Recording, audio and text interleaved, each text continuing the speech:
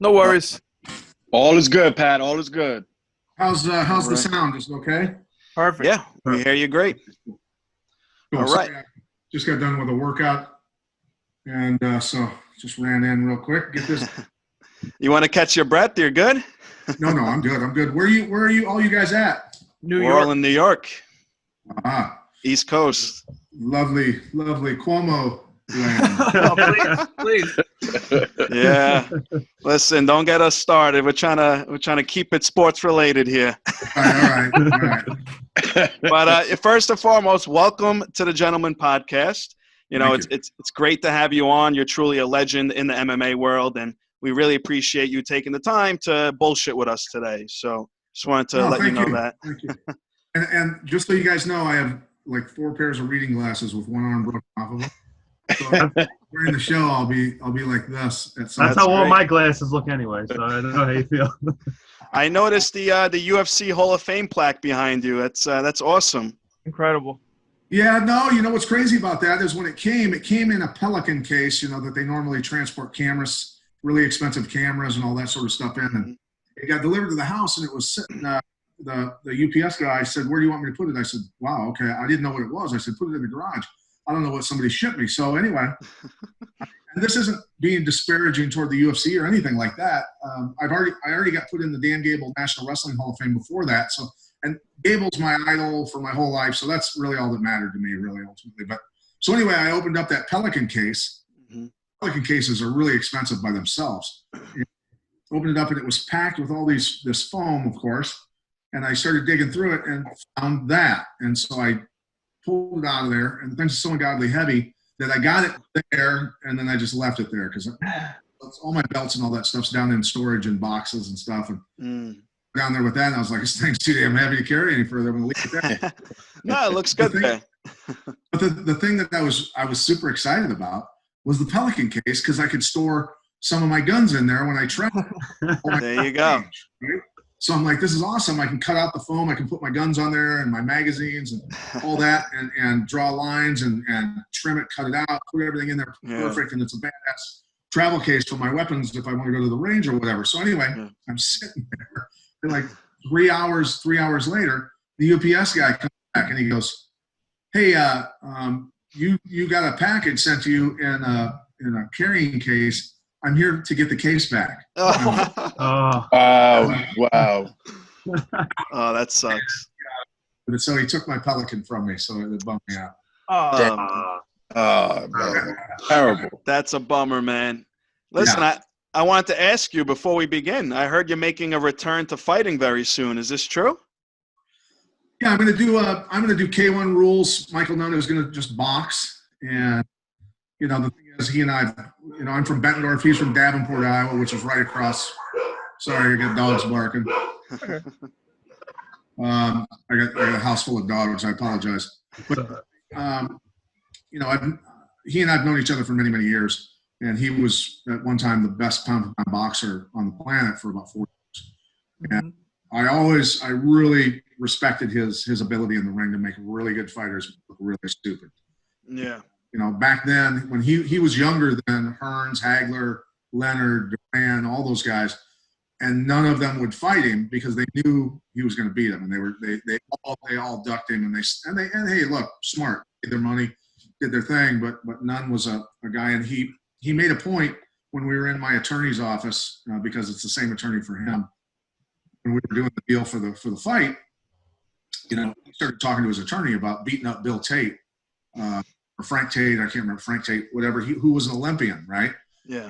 And Nunn decided to turn pro instead of going for the Olympics because he wanted to make the money.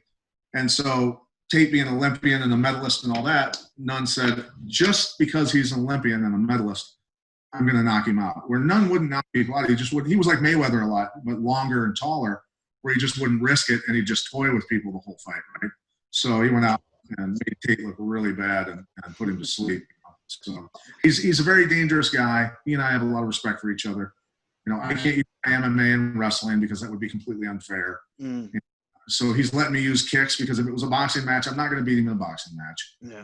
I'm smart enough to understand that. But the kicks, the K1 rules kicks kind of change things and at least make it interesting for everybody. And ultimately the timing of it, the way the the country is so divided, and it's just ridiculous, the way everybody's arguing with. Yeah.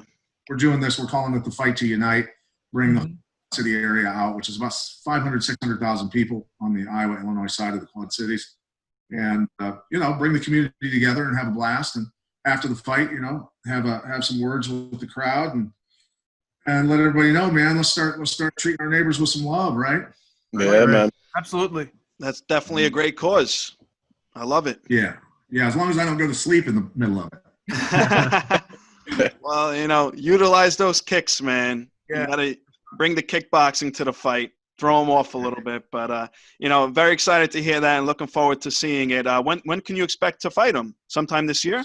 It's scheduled for July 18th in Davenport, Iowa, at the Mississippi Valley Fairgrounds. It's Okay.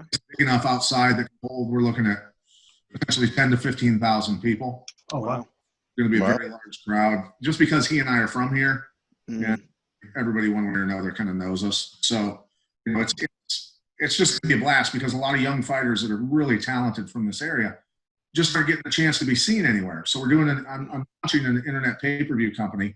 We did one show already for a smaller promotion, and it came off pretty much without a hitch. So, and we did that in 17 days, mind you. So the crazy thing about it was when Anthem, which is a Canadian broadcasting company, bought Act TV, they just let us know last minute, hey, you're all done. The entire mixed martial arts department, which was I think around 40 individuals, so that's 40 families that are affected pretty gravely by, just being bought out.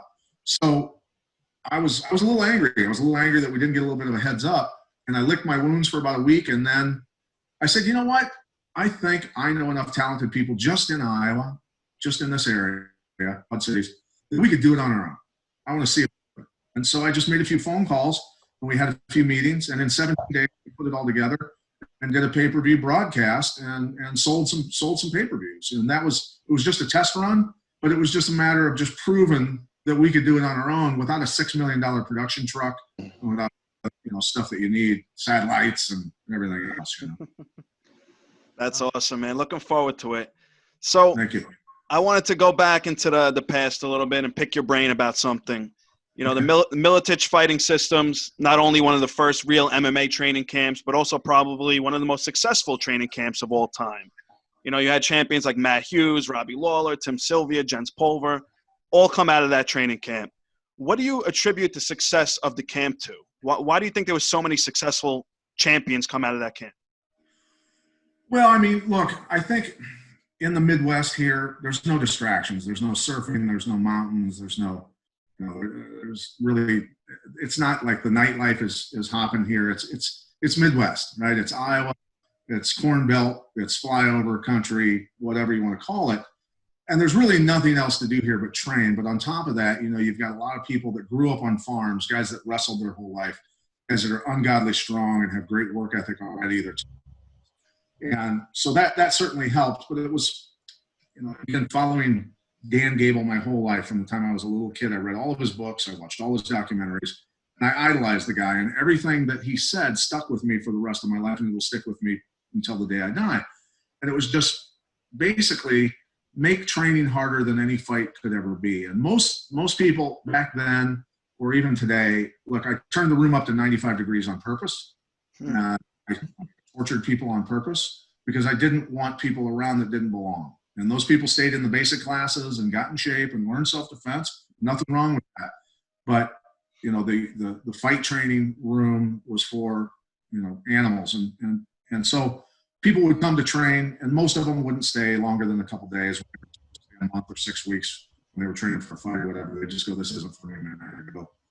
But the ones that stuck around, they just got better and better and better. And so I always looked at it like a snowball. If I can start the snowball with myself, with work ethic, the people that stick around are going to stick to it, right? And the snowball gets bigger, and it just keeps going downhill and keeps collecting individuals that have that ethic and that toughness, that mental toughness. And that's kind of really how it went. And we got to a point where in the same room we had between 40 and 50 people that were ranked in the top 10 in the world in different weight divisions, And so it had to be hell for somebody who would come from a different gym, who might be the best in their gym, And then they come, and then every guy that they grab for every 5-minute go, whether it was sparring, whether it was grappling, whether it was wrestling, takedowns, whatever, they're grabbing a guy that is top 10 in the world, every single guy. So it's a literal street fight. And I got my ass kicked every day. I was on the side of the building. And it was just, you ate humble pie every single day. There was nobody, the baddest dudes on the planet that were in my room at the time, not one of them made it through a week without getting their ass kicked. Just did that. That's awesome. So you knew these guys were something special right off the bat, you know, training with Matt Hughes, Jens Pulver, Robbie Lawler, all of them. Well, I mean, let's put it this way. Tim Sylvia was a guy who came, he was 365 pounds. Big dude. He could not chew gum and walk at the same time. He could not jump rope. He couldn't do a lot of things. He really couldn't. And you know, and I've said this many times in interviews before. He cried after every practice. He'd come in my office and say, I don't know if I should even stay. You know, he was getting his ass kicked by everybody in the room. And I just said, you know, stick around. Just keep coming back, and we'll see what happens, man. And at one point, Jens Pulver, Jeremy Horn, and Matt Hughes came into my office, and they go, dude, just tell that kid to go home. He's awful. He's awful. You know? I said, I can't tell a guy to go home when he's trying so hard. If he was loafing, I'd say get out. Of course, yeah. He was working his ass off. And then eventually, you know, he fought his first fight underneath our banner, our flag, and he destroyed the guy. And then he did it again and again and again. And I said, this is a different cat when he gets in the cage. Like something goes off in his brain where he's there to fight. And, you know, even after a lot of those wins, Jens Pulver treated him like shit. Everywhere we went, one time in Vegas when Matt was fighting down there, Tim flew himself down there and wanted to hang out with the team. And I thought he had earned that right. He had fought a lot underneath the banner. He wasn't in the UFC yet. But so he was following us around in Las Vegas in the Mandalay GM, wherever we were at. And Jens Pulver stops, turns around, looks at him, and goes, why the F are you still following us around? And Tim kind of got this dejected look on his face and just turned around and walked away. And then later I saw Tim, and he goes, why is Jen so mean to me? And I said, because you let him. I said, you're big enough to eat hay and shit in the middle of the road, and you're letting a 155-pound fighter bully you. I go, stop it. Just tell him to shut his mouth and stick up for yourself once in a while, dude. And he'll respect you a lot more if you get in his face, right? Because Jens was ornery back then, right? He was just very, very, very, very aggressive. And so, you know, but the cool thing is Jens went to Vegas when Tim was fighting Rico Rodriguez for the world title, and Jens came down, and Jens was in the locker room, and Jens literally broke down in tears and gave him a hug, told him I love you before the fight. Tim started a very emotional time. Like it was that shot in the arm that Tim needed, and Tim went out and leveled him, of course, and then came back and you know, was the champion for the belt. So it's a good story of him really. He had to work for acceptance with Jens, man. He had to work. Yeah, that's good to hear the insider information there. That's a great story. But you know, going to today, current events, you know, in the UFC, do you still watch the promotion on a weekly basis or once in a while? You know, look, I mean, when we started, it was I fought two no-holds-barred tournaments in Chicago called the Battle of the Masters. There were no weight division, no time limits, no rules except, you know, the eye gouging and the, what was it, biting. You know, so I started back then, and then we'd take a U-Haul truck, an old U-Haul truck, and load the cage into it. This is me and the other fighters. And we'd drive it to a city, we'd unload it, we'd put the cage together, we'd fight in it, and then we'd pack it back up and we'd drive back home, right? So we did that for a long time until we got in the UFC and all that. And I've been to a million UFCs as a coach, as a fighter. I've been to a lot of fights as a broadcaster. So I don't normally watch unless it's somebody that truly has caught my eye. And, you know, it's got a special card. But, you know, more than anything, when I'm home, I like to spend time with my kids and my wife. Yeah. Just do the normal stuff. But yeah, of course, I still watch. Yeah. Have you heard about all the recent news, you know, with everyone complaining about fighter pay? You know, John Jones vacated the belt over money, and Jorge Masvidal won't fight until he gets the money he wants. What do you make of all this? Well, look, I don't know if somebody's behind the scenes that's prompting these guys to do this, because it's suddenly a lot of them are saying that it wants. It tells me there's somebody pulling the strings behind the scenes to cause some problems.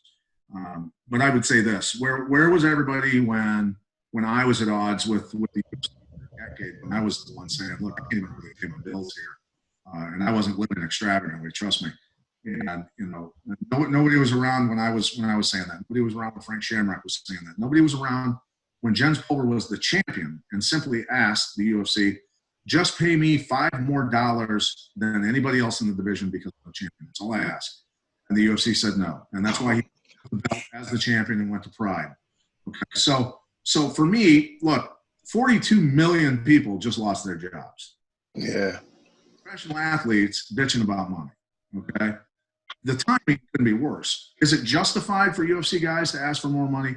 Absolutely. If 42 million people weren't trying to figure out how to feed their children, it doesn't make sense. And I'll be honest with you, I don't care one way or another for people, supporting or going against guys like Kaepernick who kneel during the national anthem or any of that. And I'm not going to go political with this. I'm just trying to make a point that you can see across the board the attack on anything that represents masculinity in this country.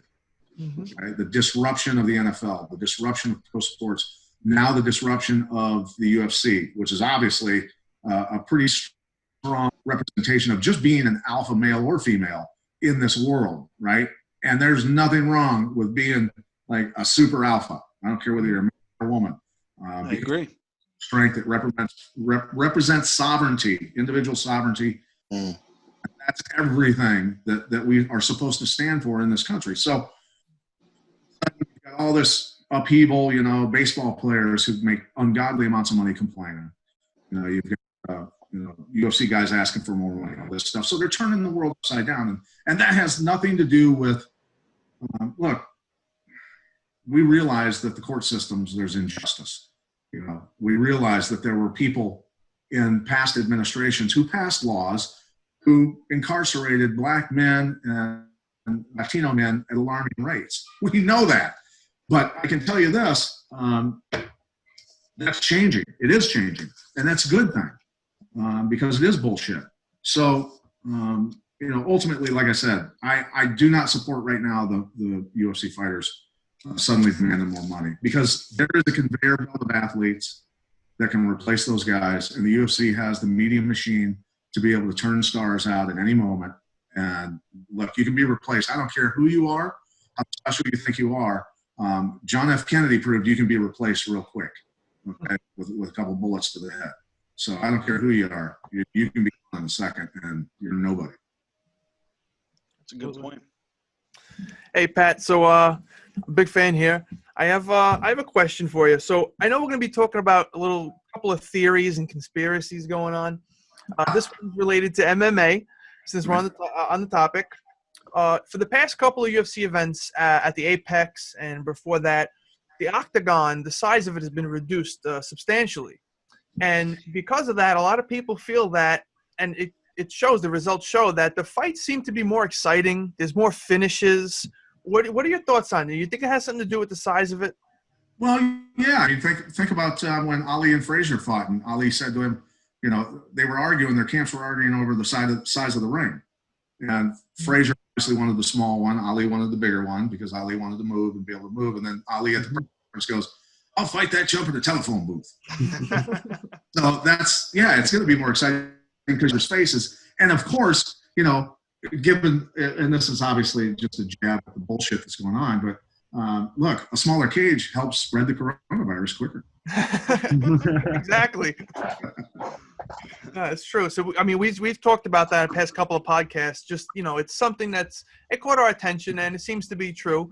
Maybe not so much in the main event last week, but it's definitely been true pretty recently. Right.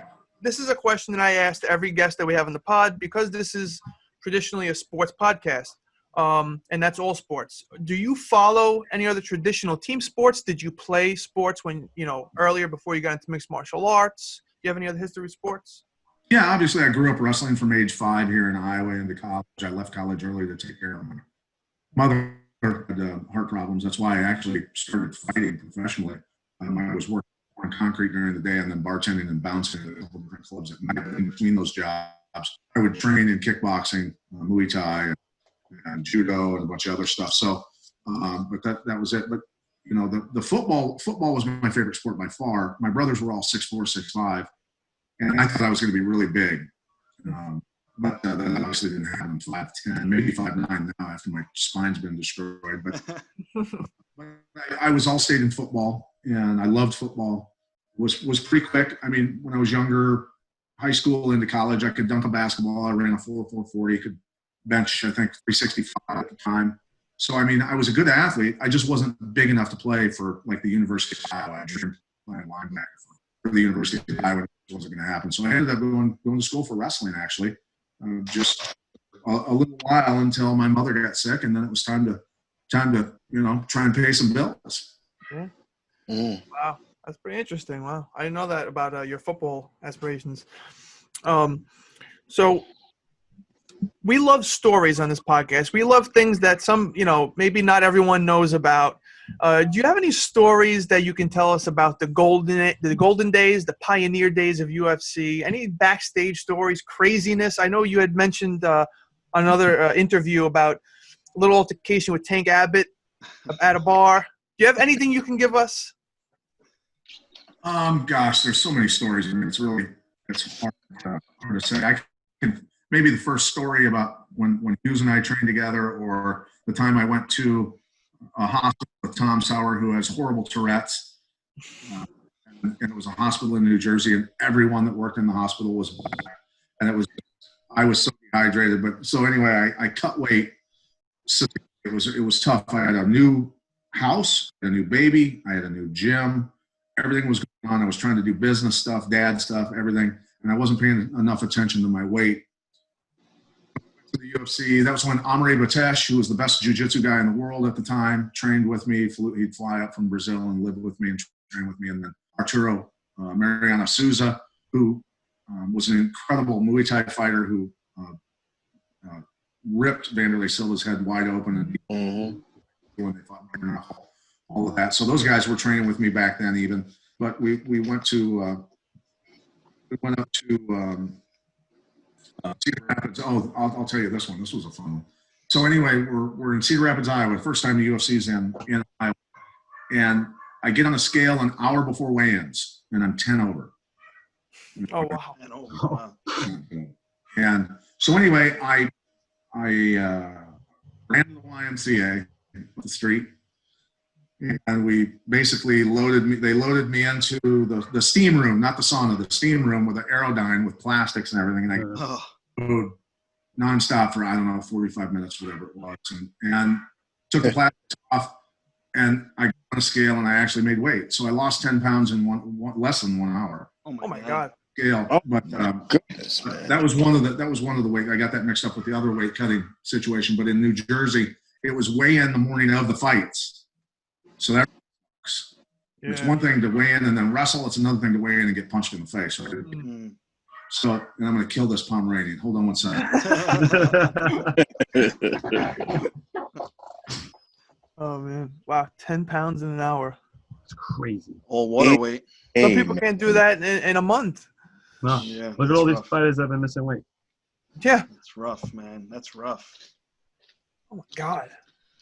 And he said the weigh-in was the morning of the fight. That makes it even – well, the second That's story is going to tell it. Yeah, that's insane, though. Weigh-in of the day of the fight. I've never heard that. Boxers do it sometimes. That's not healthy. I mean, that's so unhealthy. Sorry about that. Don't worry. My mother-in-law's Pomeranian is here, and he is, an asshole. Anyway. But yeah, so anyway, I cut weight, made weight the morning of, and in New Jersey. And then I went back to my hotel room and I started cramping. I had a time I was on Superflex. My feet would bend the wrong way like this, curl up.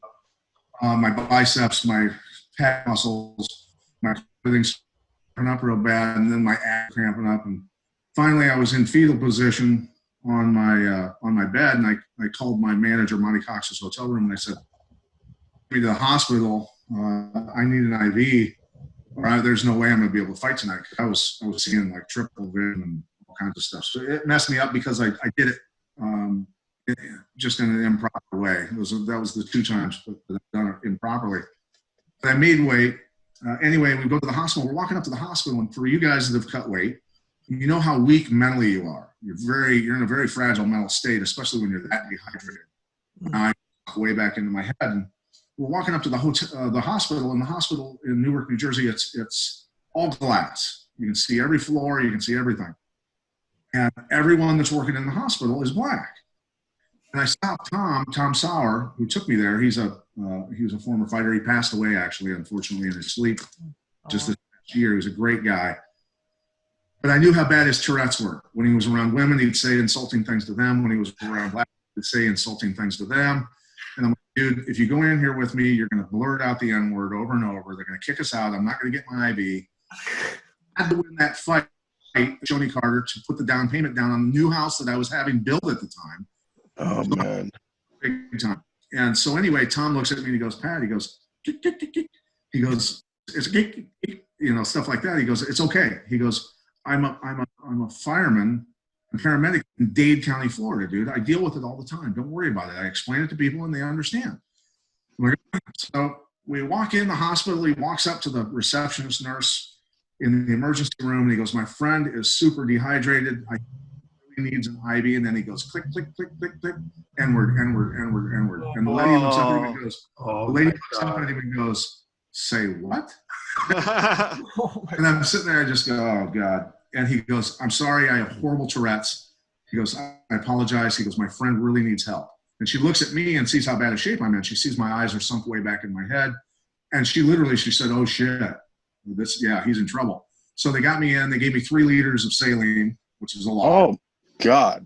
Man. And then I was still seeing double when I fought Shoney. That's why the first round I just went out, took him down, got the mount laid on him, and made him struggle for a round. And then decided to knock him out in the second round with a head kick fairly early. Nice. It was a stressful deal, I can tell you. So, but that moment in time, reenacting that like in a Spike Lee movie or something, dude. Funny. Yeah, I can't even imagine trying to make weight the day of the fight. That just seems besides unhealthy, it just seems bizarre. It's dangerous. It's very dangerous. So, having 24 hours to rehydrate and everything, that's plenty of a cushion in my mind. Yeah. To get back to hydration, the proper hydration levels where you're safe and stuff. But I've always been a guy who I cut weight from 6th grade till I was 42 years old. And that's 32 years of cutting, or 30 years of cutting weight. And I never missed weight ever in junior high, high school, college, anything like that. So, when I hear people complaining about, oh, this weight cutting thing, it's so difficult. No, because there's little kids that are making weight. There's high schools that are making weight week after week after week, sometimes 2-3 times a week. And you can't do it 4 times a year? Are you kidding me? And you're a professional athlete? So I feel no remorse for those guys. Yeah, no, that's such a joke, especially considering, you just mentioned that you had lost 10 pounds in an hour, and then in the past 2 weeks, 2 fighters missed weight. So, I mean, it's unacceptable, honestly. I just see it as a societal breakdown, dude. Nobody holds themselves accountable for their actions. Yeah, Mhm. right. Nobody else. If I don't make weight, I didn't work hard enough. I didn't eat right. Okay, I didn't do what I was supposed to do. And when you sign your name on the dotted line for a contract that says you're fighting at 170 or 155 or whatever it is, make the weight. Period. That's one of the biggest responsibilities you have as a professional fighter. It's half your job. Think of how much you disrespect the other athlete who made it. Think how much you disrespect your coach. Think how much you disrespect your team. Disrespect your family. Because you have work ethic to make weight, and it's not excusable. No, absolutely. I completely agree. So I don't know what kind of segue this is going to be, but I want to talk about aliens. I'm going to talk about aliens. All right. Yeah. All right. So I'm a very strong believer that there's definitely life outside of this planet. Like 100%. I know it for a fact. And I remember I was watching one of your interviews. You had mentioned, and I don't want to mess up the story, so I'm just going to let you talk about it. But with the staff moving pyramids in Egypt, you know what I'm talking about? Yeah. Well, I mean, people need to maybe look up, on my podcast, The Conspiracy Farm. They can listen to a couple of the Billy Carson episodes. And now, Billy Carson is a guy who's an MIT-educated jet propulsion, rocket propulsion scientist. This is no dummy. This is one of the smartest people on the planet. So Billy Carson being on our show and starts talking about the emerald tablets, which I hadn't dug that deep into. But he can simplify it for the layman and explain, the emerald tablets, which are roughly 30,000 years old, written by Thoth, who is, one of the Sumerian kings, the Sumerian kings list, that people can look into that and research it. But being 30,000-year-old tablets and being translated, people can go to YouTube and listen to the translation. They can listen to it themselves. And it talks about Thoth saying, my ship left Earth and it was covered in water. And I came down in the land of Kim. And I'm simplifying it for everybody. And the land of Kim was Egypt, right? And when his ship came down in Egypt, the Egyptian people attacked his ship. And so he basically came out of his ship, extended his staff toward them, hit him from his staff, a vibration. This is what the emerald tablets say, and dropped them to their knees, and they started to worship them, basically. And so, that prompted me to ask, because we haven't figured out any way that we can even budge one of the stones with the equipment we have these days. Can't even figure out how to move them 5 inches, let alone 100 kilometers from the quarry they came from. About that. And then, so I said, is it safe to say that the only way these stones were moved and put in place was vibration? And he said, yes, that's much. But we've been able to move smaller things with vibration, but not massive, stones that are, half the size of a yeah. So that's the thing, and I truly believe that, it's obvious when the Department of Defense and Pentagon admits that UFOs exist, and then you listen to Trump at his desk, and Trump's, look, as dumb as shit as Trump says, he's trying to give you clues, I think, the whole way. I agree with you, Pat. I agree. He's giving breadcrumbs. He says he's got the head general of Space Force standing next to him in the Oval Office, sitting at his desk, and he goes, well, now we've got super duper missiles. I call them super duper missiles. They're 17 times faster than any intercontinental ballistic missile we've ever had. And he looks at the general and he goes, super duper missiles, right? And he goes, yeah, Mr. President, whatever, right? Whatever. So then you look at the pictures of, I've had tons of these pictures sent to me of holograms of UFO light shining through clouds, right? And they're, to me, probably holograms being shined up from Earth, right? And I sit there and I think to myself, okay, they're acknowledging, and then on top of that, scientists are working on the parallel universe, right? There's all kinds of talk of that, and the Hadron Collider, all this other stuff. And I'm sitting there going, they're just conditioning people. What if the next move is, and this isn't far-fetched for these lunatics, what if the next move for them, because they've separated us, right? They keep driving us apart. They want the New World Order. We're aware of that. We've been aware of that for many, many years. All of a sudden, there's holograms on the clouds. Super duper missiles start hitting downtown buildings in major cities around the world. And everybody goes, oh my God, we're under attack. And we need the New World Order. We need the world to come together to fight the aliens off, right? These people are literally that insane, and they have the technology to do it. They've admitted the technology to do it. That's the thing. So, I believe that I wouldn't doubt that the aliens are already here, bro. They look like just me and you. Yeah, no, I wouldn't be surprised. And it's hard to imagine there not being life with how many actual planets there are in existence and how many different universes. It's so far-fetched to not think that there's other life somewhere. So that's my take. I think it's very narrow-minded to think that there couldn't be something, intelligent out there. Or, Yeah, and going back to Egypt for a second, there's no way an ancient civilization could have built those pyramids. No. We can't even do it today with all the technology we have today. So symmetrical, the weight of the brick, the stone. What did they use? Like pulleys and levers to get the stones up there with like 1,000 people? It's impossible. Right. That's the thing. It's just, when you look back through history, you listen to Graham Hancock and several of the other scientists that are honest about things, and they're very good about doing research and going into valleys where there's different sediment layers and finding areas, where, a massive flood hit, 20,000 years ago, or a meteor hit the Earth another 20 years before that, and different times in history where basically human existence has almost been wiped out. So intelligence has been wiped out with it. But on top of that, the interesting thing is, the great Library of Alexandria, being burned to the ground. There's always been talk of that it was arson, because that library held massive amounts of knowledge from the ancient mystery schools and all of that. So they're to the ground. And they're trying to keep us stupid, man. I agree with you, Pat. I agree.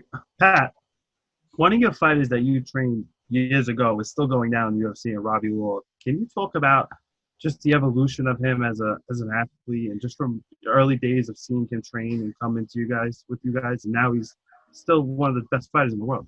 Gary's a big Robbie Lawler guy. I'm a big fan of growing up. I'm a big fan of all the guys in your camp.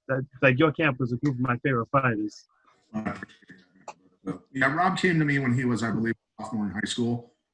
One of my buddies that I wrestled with in high school, and the coaches that I was coached by in high school, Frank Freeman and Tom Castro, they played good cop, bad cop really, really well with kids like me that came from single parent homes and stuff like that. Guys that anger issues, stuff like that. So the head coach would yell at me, call me a loser, this and that. And then Coach Castro would put his arm around me and say, "Hey man, let's go over here. Let's work on pinning combinations." Right? So I'd run to his arms all the time. And Rob was the same way. They did the same thing to Rob. So ultimately, Rob was brought to me on a night when I think we were sparring that night, and then we were going to go run the hill. The hill was always torture afterwards. So I said to my buddy, Wayne Hoganson, who was a chiropractor, and the one that brought Rob down to me, I said, "We're going to go run the hill. You guys are going with us. We're going to run the hill together." And I just wanted to see what Rob was all about. And Rob ran the hill with us and kept coming back, that whole summer. And then when football season would start, he'd play football, and then he'd wrestle. And then he'd come back after that through high school. But I have to be honest with you, when he was junior and senior in high school, he was already beating up world champions and sparring in the room. I mean, he was, I won't say specific names because there were a lot of guys that came from different camps who were already champs or world, they were men. They were 28, years old. And Rob was toying with them in the gym. But Rob would get in a fight in the actual, the cage, and what he would do is he'd just go out and throw bombs. He'd get crazy, and I would say to him all the time, "Why don't you just do in the cage what you do in the gym? Nobody'd ever touch you." And he goes, "I just want to get this over with, Pat. I don't want to be out there. I'm not digging it out there. I don't like fighting." And I think over time, when he went into the Strikeforce organization, he was walking around at like 190 pounds, fighting at 185, fighting guys that cut from 225. Yeah. And nobody was handing him his ass. Sure, he'd lose fights, but nobody was going out and dominating him or anything like that. And he still had the power to knock any of them out. But he and I had a couple talks at that time when I was doing broadcasting for Strikeforce. And I said, "Rob," I go, "dude, listen, just drop to 170, go back to the UFC, win a world title, make a couple $1 million, do the right thing with that money, invest it, and take care of your wife and your kid.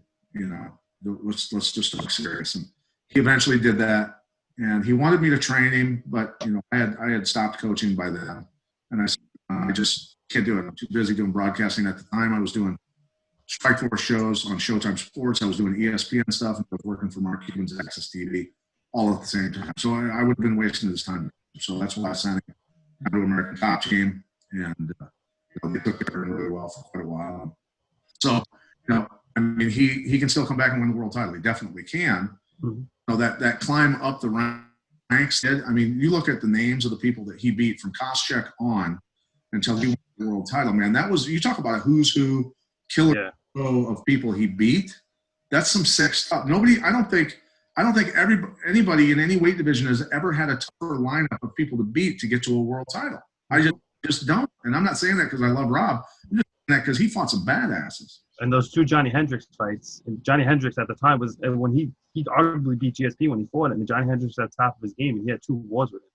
Right. Yeah, and that's why when they were talking about St. Pierre coming out of retirement and fighting again, I said, "Please fight Lawler," because nothing St. Pierre might have gotten takedowns on him, of course, but there's no way in hell nobody could hold Rob down. And once Rob gets back up, George isn't going to outbox him. He's just not going to.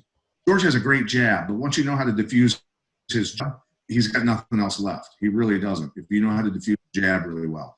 And so that didn't happen, obviously. But Robbie, I think people understand how hard Robbie hits. I mean, it feels tender. I'm talking 16-ounce gloves when I'd spar with him when I was obviously much younger. I mean, it feels like you're getting hit with a cinder in the head every time he touches you. And it's just, and after Tim Kennedy fought him in Strikeforce, you don't know how tough Tim is. Tim goes, dude, he grazed me. He hit me solid. He grazed me, and every one of them hurt me, and every one of them cut me. He had like 7 cuts on his head. Wow. Just grazing me. He goes, that was a scary fight. Yeah. Another one of your fighters I grew up a fan of, and you spoke a little bit about him before, was Jens Pulver. He doesn't get spoken about when you talk about, like, because he was the one that him and BJ, that 155-pound division was because of them, and he doesn't get the UFC Hall of Fame. He's not in. He doesn't get spoken about amongst like the other legends of the sport. Can you speak a little bit about him also, because I feel like everybody forgets about Jens. He had coming up one of the best careers for lightweight. Right. No, and in his prime, he was an excellent wrestler. He wrestled D1 at Boise State. He had massive power in his hands. He hit like a ton of bricks. I watched him heavyweight out in practice one time because the heavyweight was a smart ass to him and said there was nobody else for Jens to spar with except that heavyweight. Everybody had picked up, and I go, just you guys go light, work for a round or two, and then we'll switch up, and you'll be able to find some your size Jens. And Mike was the other guy's name, the heavyweight. I said, just whatever. And Mike had the gall to say to Jens Pulver, "Don't knock me out, little buddy." and so anyway, I'm in the middle of sparring because I was, for you guys, have you ever seen the movie Slapshot with Paul Newman? Yes. Okay, so I was like Paul Newman in MMA. I was the playing coach, right? I was the fighting coach. So I'm sparring, I'm training to fight too, and all of a sudden I keep hearing my name, Pat, and I finally look over, and this heavyweight's just out cold, eyes wide open, and Jens is standing there over him, and he goes, what do we do with him? And I said, well, drag him over to the wall, go get a bucket of cold water and dump it on his head and wake him up. So anyway, Jeremy Horn went and got the cold water, dumped it on this guy, and woke him back up. He had no clue what had happened, but that's just the way Jens. I mean, Jens got in Ben Rothwell's face one time when I wasn't there because Ben started taking his equipment off early in practice, and Jens got in his face in front of everybody and said, "Put your equipment on right now, or I'm going to knock you out where you stand." And Ben's a huge, and Ben put his stuff back on. Jens didn't take any shit from anybody, and he did anything to Sam Hoger, the people that remember him from the Tough Show and all that. Yeah. He got in Sam's face, told me he was going to knock him out if he didn't put his equipment on. And so Jens a very loyal dog, brother. He was a very, very loyal dog. He's doing good now. He's doing really well now, and he's got two beautiful kids and a great wife, and so he lives here in Bettendorf. Yeah, he always spoke highly of you guys and Matthews and just helping him grow up. And just, I always loved fighting. He was a fan favorite, just the way he fought. I love watching him fight. Yeah, he was there to put people to sleep, man. Yeah. For sure. Now, Pat, Big Eddie P over here, brother. One question, actually. I mean, we all know that you've, spent a good part of the last 20 years training future champions in your critically acclaimed school as well. But another thing, for the best part of the past 15 years, you've also trained local, state, and federal law enforcement officers from all service branches as well, whether it was defensive techniques, fighting other people, self-defense for the most part. As far as doing that, was it something that you always intended to do? And what was your inspiration to help out as far as the community? I got brought into this, and it's kind of weird because my brothers were complete hell raisers, and they were a lot older than I was. And because of those guys, I kind of already had a bad name with the law enforcement in the area just because I was a Miletich, because my brothers were it's crazy. Right? They did what they're like bears in the wood. They did what they wanted. And so back then, there was a time when I was a teen, and my brother John, who was 6 years older than me, obviously he's 22, came home and he and I ended up getting in a fight in the living room, and he was a lot bigger than me, and he got me in a headlock, and he was literally crushing my skull. He was so strong, and I couldn't get out of it. I could not get out of it, and my mom didn't know what to do, so she called the police. Well, the police showed up at the front door, knocked on the front door. My brother went out the side door to meet them at the corner of the house. Well, they pulled out their mag lights, their long, big mag lights, the big steel ones, and started beating the hell out of him. And his blood was sprayed all over the house up to the top of the roof line. That's how beating him with flashlights. So I'm in my underwear because I was sleeping when my brother came. And so I'm in my underwear. It's a snowstorm outside. There's like literally 18 inches of snow on the ground. And I don't know what to do. So I double-legged one of the cops and I dumped him into a snowdrift and I just hold him down. And I said, you guys got to leave my brother alone. I wasn't hitting him or anything. I was just like, stop, they're going to kill him. And so anyway, they cuffed me in my underwear, took me down to the police station. They cuffed my brother. They literally glued big maxi pads to his head where the huge gashes were over his head to absorb the blood as much as they could, and charged him. Then they charged me with assaulting a police officer at 14 years. So all of a sudden I'm on probation for I don't know how long it was.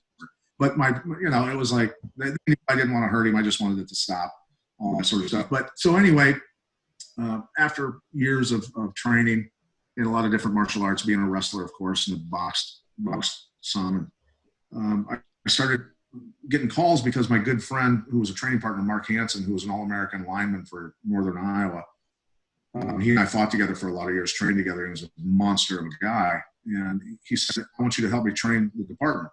So I started helping train the department. I didn't know anything about law enforcement back then. It was, okay, I'm going to teach you a chokehold. Mark would pull me aside and go, dude, you can't teach people chokeholds. We call it carotid restraint, but you can't be talking like that. And then they asked me a question where it's like, well, what if a guy does this? And I go, well, you beat the shit out. And they, say that, dude. These are cops. You can't. So I had to learn, over a period of time, and then eventually, calling, and then companies that did that for their main living started asking me to write programs for them and teach their instructors, and then it turned into Don Roberts and myself starting Fighting Combatives many years ago. We've got, I believe, over 1 million end users because we generally only, unless it's special forces people or high-speed military folks, then we'll train an entire group. But law enforcement, we only train the defensive tactics instructors from a regional area that would drive in and stay in a hotel for 3 days, depending on the training. We train them, and we work all based on what's called leverage compliance, something that I recognized early on with the PCT, the pressure point control tactics, and all this stuff. It's intended to cause pain, right? What happens when you cause pain to someone who's a badass? Well, they're going to lash out. You don't get people to comply by causing them pain. Lay still, lay still, lay still, and jab him in the neck with your baton. You're not going to lay still. So it's reverse of common sense, the way they were training people. So we focused on what's called leverage compliance. So it's that way it's easier for officers to get control of people. They have to learn how to move themselves before they can learn how to move everybody else. So we have to teach them that. And then the 3 H's, the head, the hands, and the hips. If you're in a street fight, I don't care what it is, or a fight in the cage, wherever it is, if you control the 3 H's for the most part during a fight, the head, the hands, and the hips, you're gonna do pretty well. You're gonna do pretty well in that situation, especially on the street. You better know where their hands are, and you better know what their hands are doing, because you're gonna get a shot real easily when you're not paying attention and you have tunnel vision. So, to give you an example, we did 88 teams of 4 officers and military combatives instructors. And the teams of 4 would come upon a scenario where it was myself and Don with fist equipment acting like we were breaking into a car. And all we did was turn toward them with our hands up, empty hands, no weapons, and walk toward them and say, what are you going to do about it? We got no weapons. Now they're holstering their training weapons. And they're going hands on, and while we're just being passive resistors, we're not punching them, we're not kicking them. All we're doing is stopping them from taking us down. And in that struggle, those 4 officers, one of us would eventually get a gun off somebody. And then we'd shoot them. Right, with the training weapon.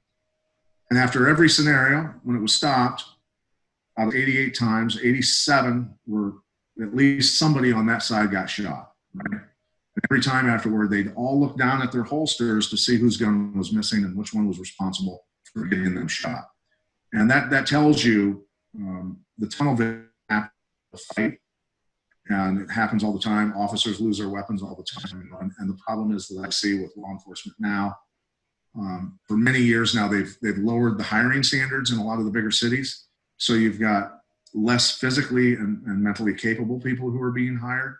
Now, I'm not saying across the board, because I know a lot of very good officers, but you lower the standards of hiring, you cause a problem initially, and then you take their budgets and destroy them, and now they don't even get the proper training. Imagine for the people out there that have never been punched in the face, here's a gun, here's a taser, here's a badge, go out and do felony traffic stops or pull a felon over who's wanted for murder.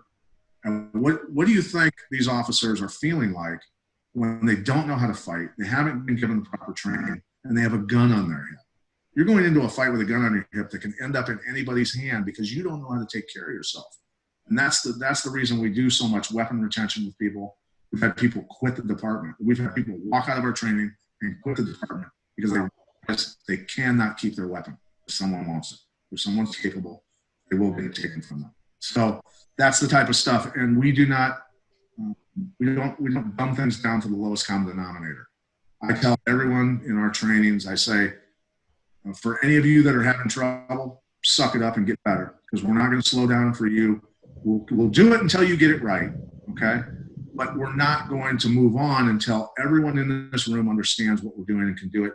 Learn your left from your right and figure this shit out, because it's your life and somebody else's life that's going to be eventually tested, and we don't want anyone else to lose their life because you didn't know how to take care of yourself and somebody else. You know, so we're very hardcore. We're very hardcore. There's no PPCT was brought in for court defensibility. It's bullshit. You know, when they do the math, it's okay. We can pay this much out in lawsuits and, you know, police brutality, shootings, this, that. They do the math on it. What can we afford? And that's what they do, man. And I'm not saying that it's not the officer's faults.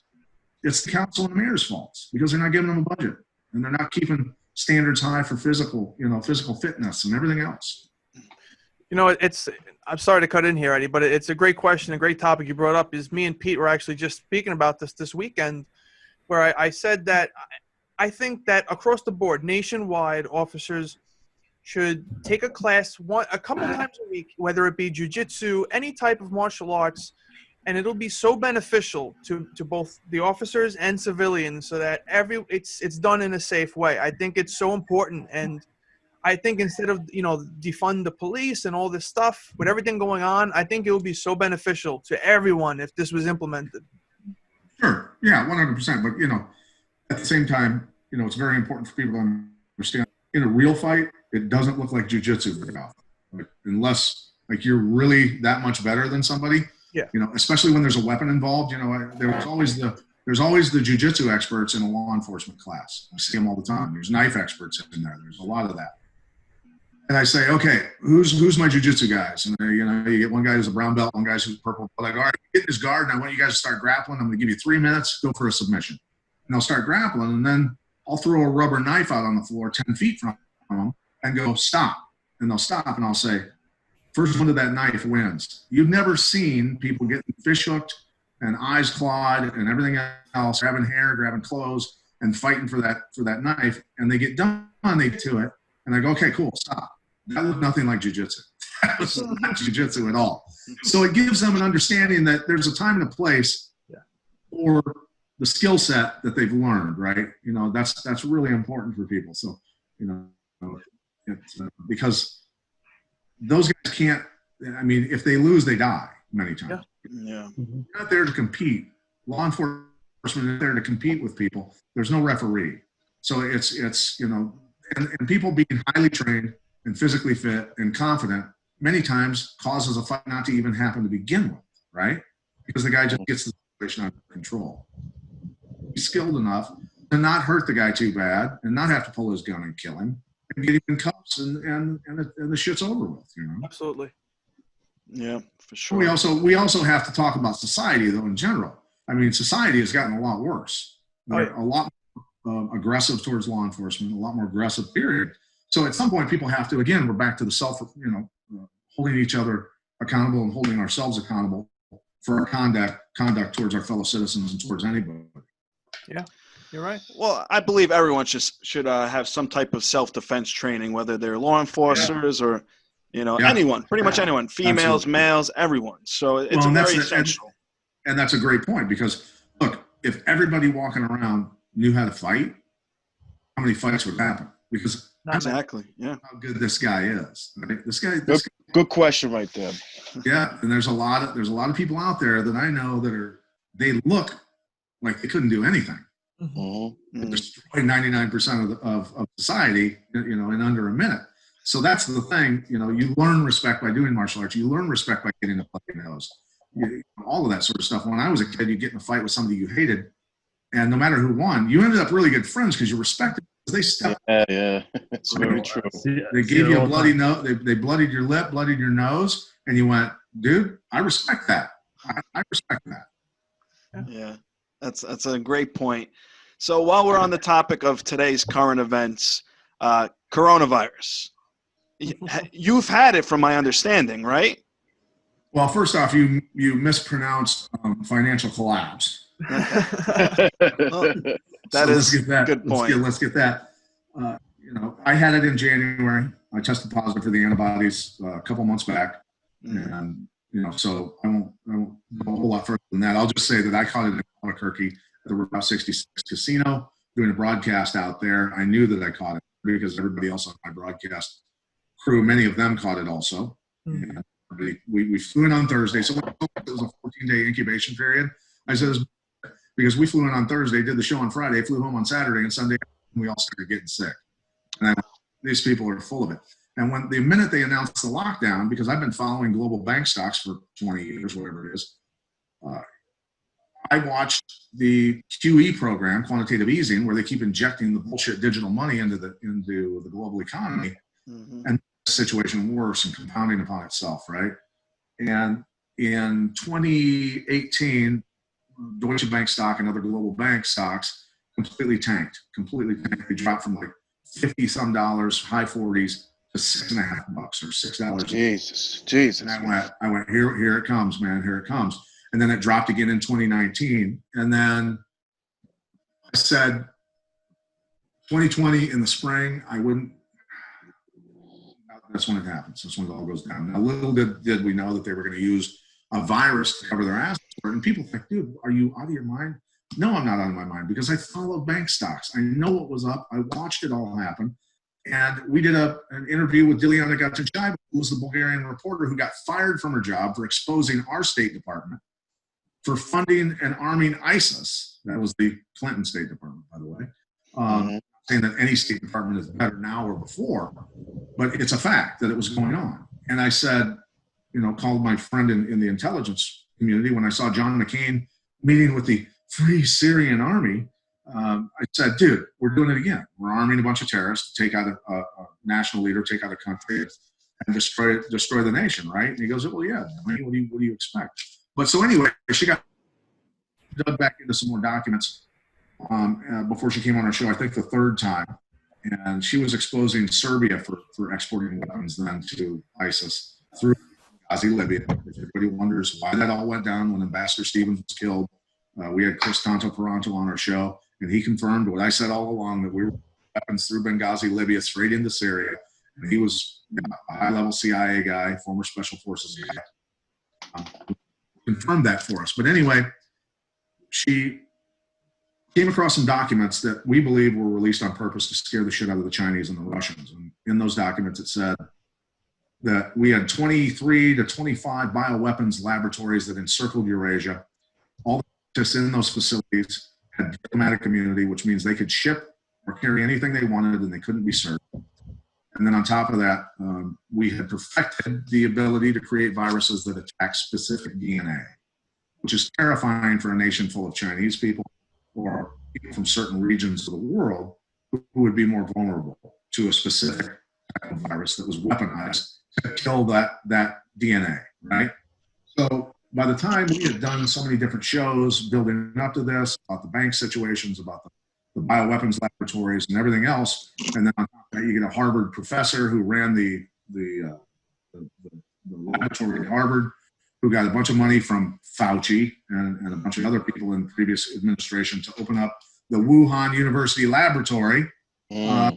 Not hard to put all the pieces together, guys. So that's the thing, is this didn't happen on accident, man. You never see major things like this that are happening by accident. It's just, and for the people that don't have historical understanding of false flag attacks, if we go back to the start of the Vietnam War, caused by the Gulf of Tonkin incident.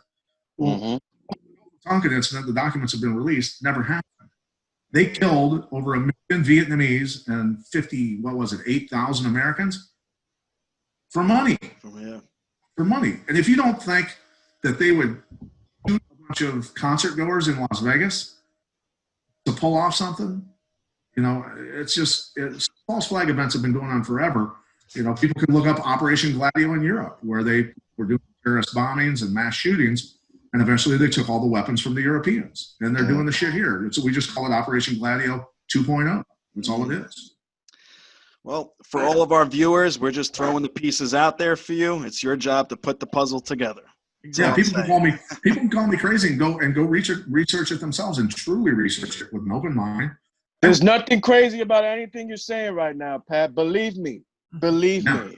Yeah, I want somebody to, we encourage anybody to try and prove us wrong, and we encourage that. And a lot of times it's just, oh, you're crazy, you wear a tinfoil hat, and they won't actually look into it. And that's okay, because they don't want to, and people say, prove it to me. Send me a link. Send me that. I go, no, I'm not going to send a link, because if I send you a link, you didn't find it for yourself. Because if they find it for themselves, they did the work. Yeah. And then when they read it or research it, whether it's digging through declassified documents, whatever it is, they come across it and read it and go, holy shit. Yeah, now they got red pilled for real. Right? Absolutely. Yeah. Well, it's Keep preaching, brother. Keep certainly preaching. a crazy time that we're living in nowadays. But, I think you wanted to talk about something as well, one of the supplements, right? Oh, yeah, before we go, yeah. Before we wrap it up. Yeah, no problem, man. I appreciate it. So before growing up in, my mother who raised me didn't have a whole lot of money. So the house that I grew up in had a really bad foundation. Every time it rained, the basement flooded. It was full of black mold. I didn't understand why my respiratory system was so jacked up my whole life. Growing up, my wrestling coach in high school used to ask me if I smoked cigarettes and all kinds of shit like that. I tried to do twice the work everybody else did to get in as good shape. But when I first started fighting pro kickboxing, a friend of mine increased oxygen at a cellular level by 20%. And I had on that product, and literally in about 7 to 10 days, I went from sparring with world-class boxers 3 to 4 rounds to doing 10 to 12 rounds with them in 1 week. And I went, this is insane. And it totally changed everything for me endurance-wise. And I could train 3 times a day like a psychopath. I wouldn't get sore, because when your muscles run out of oxygen, they burn sugar for energy, and burnt sugar in the muscles is lactic acid. And that's why you get fatigued, that's why you run out of gas, all that. So I was running out of gas, and then I got a bunch of my top fighters on it, and they had the same result. And and I told them, you got to keep it secret. You can't tell anybody this, because we got to keep it secret. This is a bad song. Right. So anyway, that product eventually went away. They bought it, put fillers in, and ruined it, and so that went away. But anyway, about 5-6 weeks ago, a friend of mine that I've known for 20 years said, I found a product that adds 40 to 45% more oxygen at the cellular level. Its weight and carrying ability to remove heavy metals and toxins out of your cells. It is the best electrolyte known to man when they do the research on it. It's a massive anti-inflammatory, natural by nature, a very powerful antiviral. That's just some of the stuff this is doing. I figured out a way to take basically bog mud and plant matter, and through a natural CO2 process using no chemicals, just figured out how to remove the fulvic and humic acid and minerals out of this bog mud that is basically an accumulation of 60,000 years of plant matter. And you put that in your body, and it literally bonds with hydrogen, creating the oxygen. It goes into your cells because of nanite technology. It wakes up the mitochondria, which is the furnace of every cell. They start producing energy. And it's not like a caffeine high. It's all natural. It's organic. It's plant-based, no chemicals whatsoever. But all your cells in your body are now furnaces. They're working, and they're going 1 million miles an hour. And you're not hyper. You don't get nervous. You don't get jittery. You don't come down from it, anything like that.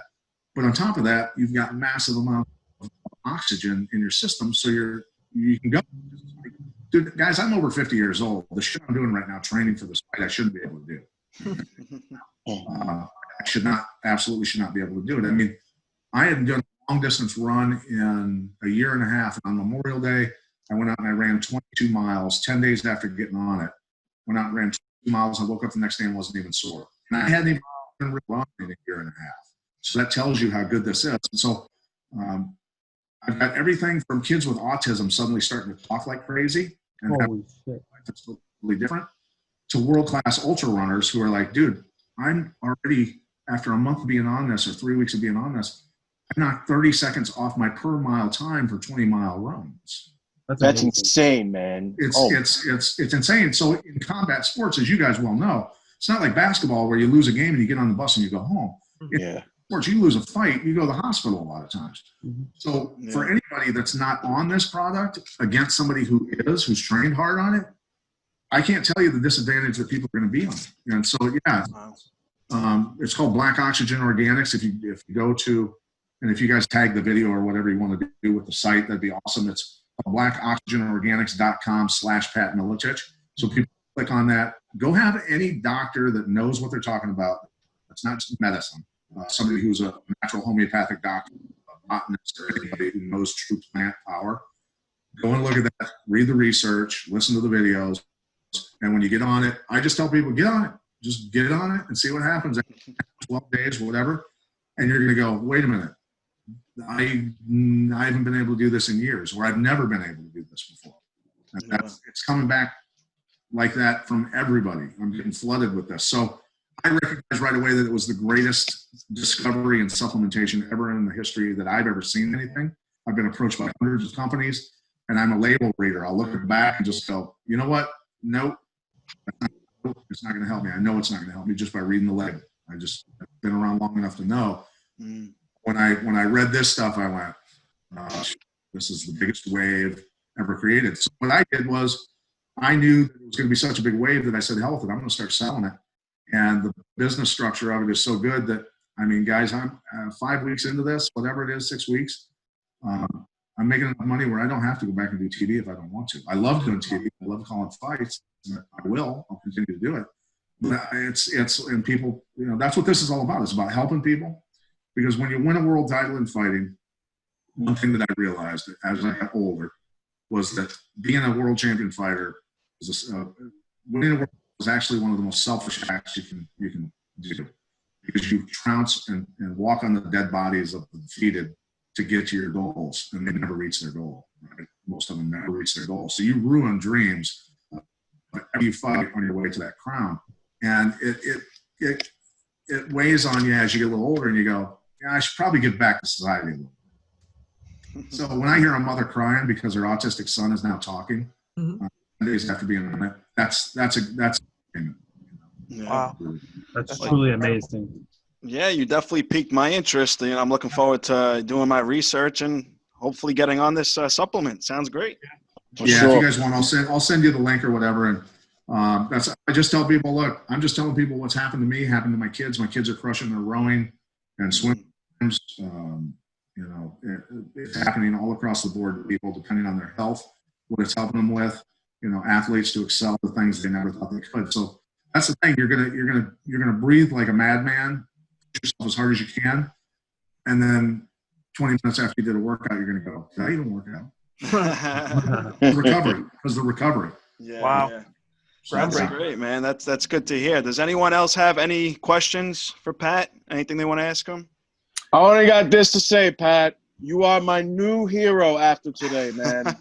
Well, never make a hero out of another man, brother. Never make a hero out of another man. We just think alike. There you go. Great minds think alike, right? Yes, sir. Thanks Yes, for coming sir. on, Pat. We really appreciate this. That's Thank awesome. you, Pat. A very big deal for all of us to even speak with you. So we can't thank Legend. I appreciate it, guys. You guys are awesome, man. Thank you, and hopefully we'll talk again. Yeah, We'd love to have you on again. We'll stay in touch. All right, guys. Take care, man. Thanks a lot, Pat. Have a Take great care. one, Yeah, Pat. buddy. Take it easy. Be safe.